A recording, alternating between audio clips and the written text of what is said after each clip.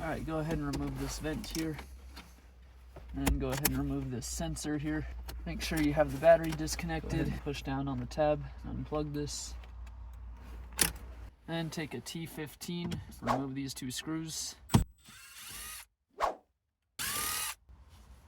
And take your plastic trim tool, just work your way around the edges.